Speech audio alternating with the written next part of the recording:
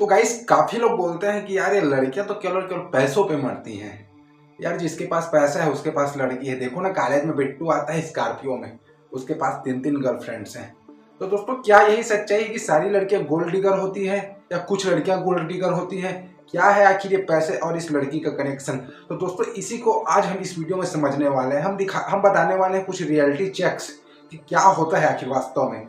अगर आप इसे समझेंगे तो दोस्तों यकीन मानिए आपको काफ़ी बेनिफिट रहेगा। आपको एक गर्ल साइकोलॉजी भी समझ आएगी, बॉय साइकोलॉजी भी समझ आएगी, और साथ ही साथ आप एक अच्छे अंडरस्टैंडिंग बनाने में कामयाब होंगे। तो चलिए शुरू करते हैं। तो देखिए दोस्तों, असल में होता क्या है कि एक बच्ची की कल्पना कीजिए जो बहुत ही छोटी है, 1-2 साल की। तो दोस्तों, ये बच्ची जो है बचपन से गोल्ड डिगर तो बिल्कुल भी नहीं होती। दोस्तों, ये होती है एक स्थिति जो उसे ऐसा बनने पे मजबूर कर देती है। तो दोस्तों, होता क्या है, कई बार काफ़ी सारी लड़कियां कई सारे लफंगे लड़कों के चक्कर में आ जाती है। तो यार उनको शुरू में तो ये लड़के जो है अच्छे से ट्रीट करते हैं, बहुत अच्छे से रेस्पेक्ट देंगे, बहुत अच्छे से व्यवहार करेंगे, हो सकता है कुछ चीज़ें ला के दें, बर्थडे अच्छे से सेलिब्रेट करें उनका। और उसके बाद जब उनका काम निकलता है तो उसके बाद इन लोग इसको छोड़ देते हैं या फिर उनके तरफ ध्यान नहीं देते, या कुल मिला के कहा जाए तो उनके दूसरे अफेयर भी पता चलने लग जाते हैं। तो दोस्तों, इस सिचुएशन में क्या होता है कि लड़की को जब 1-2 बार इस तरीके से सिचुएशन में गुजरती है तो कहीं ना कहीं उनका भी माइंडसेट डाइवर्ट हो जाता है। भाई वो स्टार्टिंग में जब रिलेशन में आती है तो सोचती है कि भाई ये तो जेन्युइन है। देखिए, ज़्यादातर लड़कियां वही सोचती हैं, तभी वो ज़्यादातर रिलेशन में आती हैं जब वो बिगिनर होती है क्षेत्र में। तो कि भाई कोई भी है तो ये जेन्युइन होगा, ये मुझे सिक्योरिटी देगा, ये मेरी भावनाओं की रिस्पेक्ट करेगा। लेकिन बाद में पता चलता है कि ये तो उनकी भावनाओं का आहत हुआ है। तो वो भी अब उनका भी माइंडसेट ऐसा हो जाता है कि मुझे कहीं ना कहीं अब दुनिया से फ़ायदा लेना है, केवल और केवल अपना फ़ायदा लो और किसी की भावना की कदर ना करो। और इस तरीके से वो लड़कियां बन जाती हैं गोल्ड डिगर, जो केवल और केवल पैसे वालों से उनके पैसे के चक्कर में रहती हैं, और उनके बाद कहाँ अपना काम निकला और उनको भी फर्क नहीं पड़ता कि भाई है तो है, नहीं है तो फिर निकल। तो ये होता है। देखिए दोस्तों, मैं यहाँ पे कहना चाहूँगा कि सारी लड़कियाँ गोल्ड डिगर बिल्कुल भी नहीं होती। देखिए यहाँ पे क्या होता है, लड़कियाँ जो है वास्तव में मैं बताऊँ आपको, गोल्ड डिगर तो नहीं, पर एक सिक्योरिटी डिगर हम जरूर बोलेंगे, और जो कि होना भी चाहिए। तो दोस्तों क्या होता है, देखिए लड़कियों का ये पुराना माइंडसेट है, ये उनके जेनेटिक्स में ही है कि भाई पुराने ज़माने से जैसा कि हम देखते हैं कि जो लड़कियां होती थी या जो महिलाएं होती थी, वो जो है उनका, जैसे कि जानते हो कि महिला जो है वो बच्चे पैदा करती हैं या वो ही केवल गर्भधारण कर सकती हैं। तो काफ़ी समय पहले क्या होता था, जंगल के समय से ही, कि जब कोई मीटिंग होता था कोई भी मेल से उनका, तो अब उसमें क्या होता था कि महिला जो है जब गर्भधारण करेगी तो कुछ समय के लिए इमोबाइल हो जाएगी, यानी कुछ काम करने में सक्षम नहीं रहेंगी।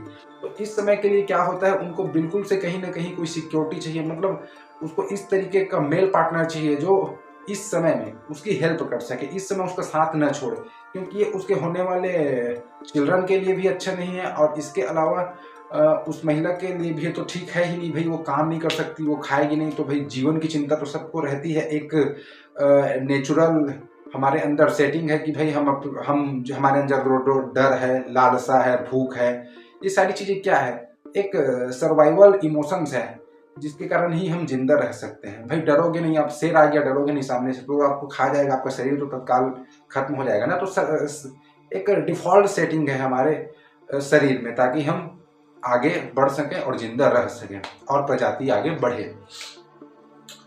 तो दोस्तों, इस तरीके से जो इनकी माइंडसेट जो है बहुत पहले से डेवलप हो चुकी है कि भाई जहाँ पे एक अच्छा सिक्योरिटी मिलेगा, जहाँ पे अच्छा फैसिलिटी मिलेगा, वहाँ पे ये लोग जल्दी अट्रैक्ट होते हैं। तो और एक लड़का जो है बिल्कुल नकारा है, कुछ काम भी नहीं करता, ना कुछ अच्छा अर्न करता, ना उसका कुछ लाइफ स्टाइल नहीं है। तो दोस्तों यहाँ पे एक समस्या आती है बेसिक से कि भाई काफ़ी सारी लड़कियाँ जो हैं, देखिए ज़्यादातर तो जो जिनका माइंडसेट ऐसा रहता है कि केवल और केवल मुझे मस्ती करना है फिर निकलना है, तो वो हो जाती है। लेकिन जो ज़्यादातर भाई आगे पूरा लाइफ देखती है, अपना लाइफ इमेजिन करती है आपके साथ, तो वो जो है बिल्कुल कहीं ना कहीं आप में एक सिक्योरिटी होगी।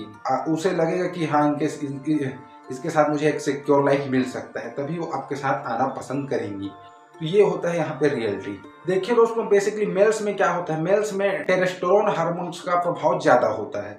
तो ये जो हार्मोन है वो जो है केवल और केवल मेटिंग के लिए उत्तरदायी होता है, कि ये मेन को इन्फोर्स करता है कि आप जाओ और कोई फीमेल पार्टनर से मेटिंग करो। लेकिन जो फीमेल में जो होता है वो होता है एस्ट्रोजन। तो ये जो है एक प्रकार का भावनात्मक जुड़ाव को ज़्यादा प्रायोरिटी देता है, कि भाई आप में एक भावनात्मक जुड़ाव होनी चाहिए। जब आप एक इमोशनल कनेक्शन बनाने में सक्षम हैं, तभी आप किसी महिला से अच्छी दोस्ती कर सकते हैं और उसके साथ आगे रिलेशन में आ सकते हैं। इसी में एक सर्वे भी हुआ था गाइस, जिसमें एक लड़का जो है काफ़ी सारे लोगों को एक महिला की फोटो दिखाता है कि भाई क्या आप इस महिला के साथ वन नाइट स्टैंड करना चाहेंगे। तो काफ़ी सारे मर्द बोलते हैं भाई हाँ बिल्कुल करेंगे, क्योंकि महिला सुंदर थी। लेकिन जब एक पुरुष का फोटो दिखाया जाता है, वो पुरुष भी ठीक ठाक था, मतलब हैंडसम भी था, अच्छे डोले शोले भी बना रखे थे भाई उसने। तो वो जब काफ़ी सारे फीमेल्स के पास जाता है कि आप इसके साथ वन नाइट स्टैंड करना चाहेंगे, तो 99% महिलाओं ने मना कर दिया बिल्कुल भाई कि नहीं करेंगे। तो भाई इसके पीछे कारण वही है कि मेल हार्मोन है वो केवल और केवल बॉडी सेंट्रिक होता है, कि भाई उसको बॉडी एक अट्रैक्टिव लगे, बॉडी कहीं ना कहीं उनको फर्टाइल लगे कि भाई इसमें एक अच्छे बच्चे पैदा होने की संभावना है, या ये महिला इतनी सक्षम है एक स्वस्थ बच्चे को जन्म दे सकती है। तो ये एक हमारा डिफॉल्ट हमारे शरीर में सेटिंग है कि उस प्रकार का जो थोड़ा बॉडी स्ट्रक्चर होता है फीमेल का, वो ज़्यादा अट्रैक्टिव लगता है मेंस को। लेकिन फीमेल के सिचुएशन में ऐसा बिल्कुल भी नहीं है दोस्तों। फीमेल केवल और केवल बॉडी पे ही ध्यान नहीं देती, उसके अलावा काफ़ी सारी चीज़ों की भी ध्यान देती है। इसमें मैंने बताया कि सबसे बड़ा रीज़न है सिक्योरिटी। अगर आपके पास सिक्योरिटी है तो ये सबसे पहली प्रायोरिटी रहती है। फिर सेकेंड मतलब main thing is security and some another accessories kind of. तो दोस्तों बस आज के लिए इतना ही कहना चाहूँगा। अगर बात से सहमत है तो वीडियो को लाइक कर दीजिए, चैनल को सब्सक्राइब कर दीजिए। मिलते हैं इसी तरह किसी नए वीडियो में एक शानदार टॉपिक के साथ। तो बाय, जय हिंद, जय भारत।